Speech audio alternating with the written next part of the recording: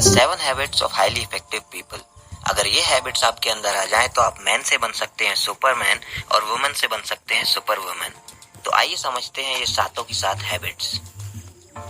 Habit number 1, be proactive. Recently हमारे यहाँ petrol prices बढ़े, लोगों ने हड़ताल की और बहुत से बिजनेसेस बंद भी रहे। जनता के बीच में बड़े बड़े भाषण भी हुए कि कैसे हमारी गवर्नमेंट्स किसी काम की नहीं है। ये तो कुछ भी नहीं। कई बार ऐसे मौकों पर बसों और ट्रेनों में आग भी लगा दी जाती है अपनी कंप्लेंट गवर्नमेंट तक पहुंचाने के लिए। जनता के इस बिहेवियर को कहा जाता है रिएक्शन। पर क्या इस तरह के रिएक्शन से किसी को कुछ फायदा होगा? रिएक्शन देने वाले लोग कभी इस बात पर ध्यान ही नहीं देते। वो हमेशा उन चीजों पर फोकस करते हैं जो उनके कंट्रोल में नहीं है। फिर वो कंप्लेंट्स करते हैं और पूरी लाइफ कंप्लेंट्स ही करते रह जाते हैं। वही एक प्रोएक्टिव इंसान ऐसी चीजों पर ध्यान ही नहीं देता जिनको वो कंट्रोल नहीं कर सकता। ऐसी कंडीशंस में वो सोचेगा कि चलो पेट्रोल की प्राइसेस बढ़ रही हैं तो मुझे ट्रैवल करने के अब कोई और मीडियम ढूंढना चाहिए। अगर उसके बिजनेस की डिपेंडेंसी पेट्रोल पर है तो वो उस डिपेंडेंसी को कम करने के तरीके ढूंढेगा। अगर वो और भी ज्यादा प्रोएक्टिव होगा तो ये बात उसको पहले से पता होगी कि दुनिया में क्रूड ऑयल शुरू से ही लिमिटेड है, वो धीरे धीरे खत्म हो रहा है और इस वजह से इसकी प्राइसेस धीरे धीरे बढ़नी ही है। चाहे कोई भी गवर्नमेंट आ जाए, वो जमीन के अंदर जाकर वहाँ ऑयल की वॉल्यूम नहीं बढ़ा सकती। वो इस प्रॉब्लम को अपॉर्चुनिटी बनाकर अपना फोकस इलेक्ट्रिक व्हीकल्स बनाने में लगा सकता है, क्योंकि उसको पता है कि आगे जाकर जनता पेट्रोल अफोर्ड नहीं कर पाएगी और उसको कोई और फ्यूल पर चलने वाली व्हीकल लेनी ही पड़ेगी।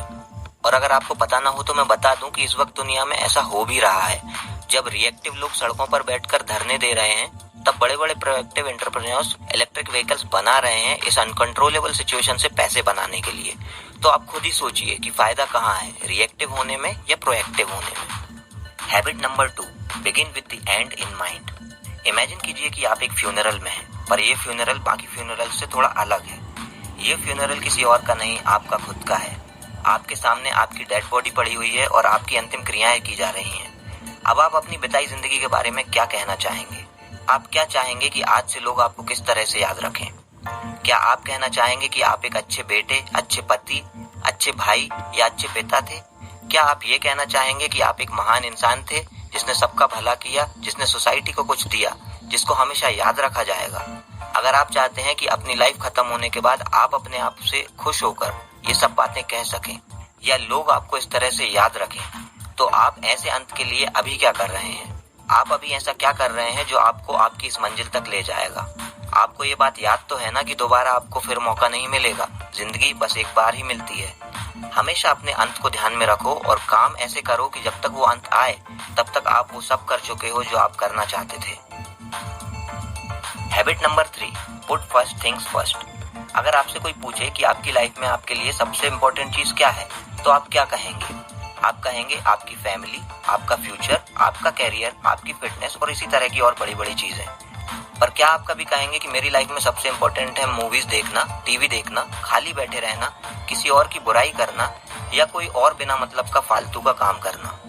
पर अगर ऐसा है तो क्यों हमारा ज्यादातर टाइम टीवीज, मूवीज और गॉसिप करने में निकलता है? क्यों हमारा टाइम हमारी फैमिली, हमारे कैरियर, हमारी हेल्थ कंडीशंस को अच्छे करने में नहीं जाता है? हमारे बोलने और करने में जमीन आसमान का फर्क होता है, जो कि बिल्कुल भी नहीं होना चाहिए। इसलिए पुट फर्स्ट थिंग्स फर्स्ट। जिन चीजों की ज्यादा अहमियत है उनको ज्यादा टाइम दो, ना कि फिजूल की चीजों को। Habit number 4, think win win. Apple और माइक्रोसॉफ्ट हमेशा से एक दूसरे के सबसे बड़े राइवल रहे हैं। उनके फाउंडर्स ने एक दूसरे का कई बार पब्लिकली मजाक उड़ाया है और उनके बीच में कोर्ट केस वाली सिचुएशंस तक आई हैं। कई सालों तक इतनी तकरार होने के बाद बहुत से लोग एक दूसरे के खून के प्यासे हो जाते हैं और एक दूसरे को जड़ से खत्म करने की कोशिश करने लगते हैं। पर जब 1997 में एप्पल दिवालिया होने की कगार पर आ गई तो स्टीव जॉब्स ने बिल गेट्स से हेल्प मांगी। बदले में बिल गेट्स ने एप्पल में $150 मिलियन का इन्वेस्टमेंट भी किया। बिल गेट्स और स्टीव जॉब्स अगर आम लोगों की तरह सोचते तो शायद ना कभी स्टीव जॉब्स गेट्स के पास जाते और ना कभी गेट्स एप्पल की मदद करते। पर नहीं, ये दोनों लोग विन विन की टर्म्स में सोचने वाले लोग थे।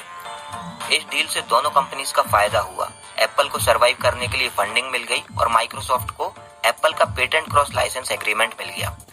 अगर ये डील नहीं होती तो शायद एप्पल का आज अस्तित्व भी नहीं होता और माइक्रोसॉफ्ट भी इतनी बड़ी कंपनी ना होती। जब आप विन विन तरीके से सोचते हैं तो आप अपने साथ दूसरों को भी आगे बढ़ाते हैं, उनका फायदा कराते हैं। इससे लोग हमेशा आपके साथ काम करना चाहते हैं और आपका साथ देने को तैयार रहते हैं। वहीं अगर आप केवल अपना फायदा देखेंगे, दूसरों के नुकसान से आपको कोई मतलब नहीं रहेगा, तो शुरू में तो आप फायदा कमा लेंगे, पर आगे जाकर शायद आपके साथ कोई काम करने को या आपकी हेल्प करने को कभी तैयार नहीं होगा। Habit number 5, seek first to understand then to be understood. एक छोटी सी रिसर्च में ये देखा गया कि धनवान लोगों को लगता है कि गरीबों में सेल्फ कंट्रोल नहीं होता, उनके अंदर इच्छा शक्ति नहीं होती और वो किसी चीज में इनिशिएटिव नहीं लेते।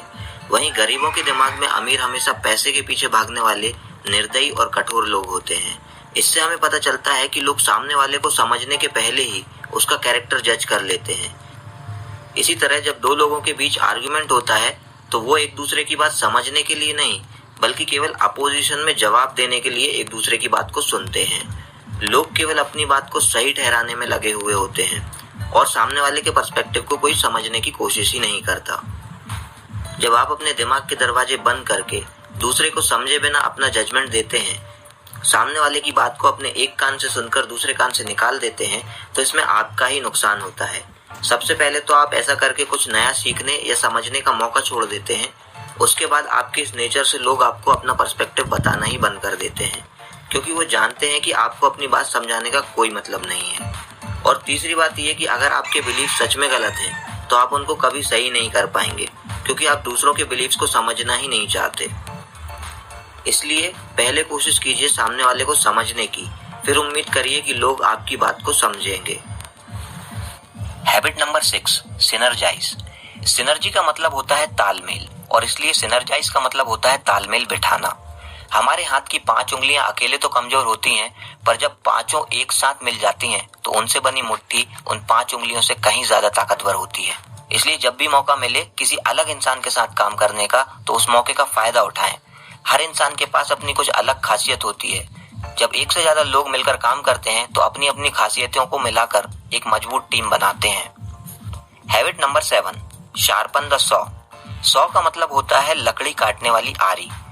शार्पन द सॉ से ऑथर का कहना है कि अपनी आरी को चलाने में इतना न लग जाएं कि उस आरी को तेज करना ही भूल जाएं। अगर अपनी आरी को आप तेज नहीं करेंगे तो आपको बहुत टाइम लग जाएगा लकड़ी काटने में, जबकि आरी तेज करने में आपको बहुत ही कम टाइम लगेगा। वैसे ही अगर हेल्थ बनानी है तो थोड़ी देर एक्सरसाइज रोज करिए। दिमाग तेज बनाना है तो थोड़ी देर किताब जरूर पढ़िए। अगर मन को शांत रखना है तो थोड़ी देर मेडिटेशन रोज करिए। ये सब चीजें बहुत ही थोड़ा सा टाइम लेती हैं, पर इनसे जो फायदा होता है वो बहुत लंबा होता है। वहीं दूसरी बात यह है कि आपका दिमाग, आपकी हेल्थ, ये सब चीजें एक दिन में नहीं बनती। इनके लिए आपको थोड़ा थोड़ा टाइम रेगुलरली देना पड़ता है। तो ये थे कुछ महज बातें, the 7 habit of highly effective people.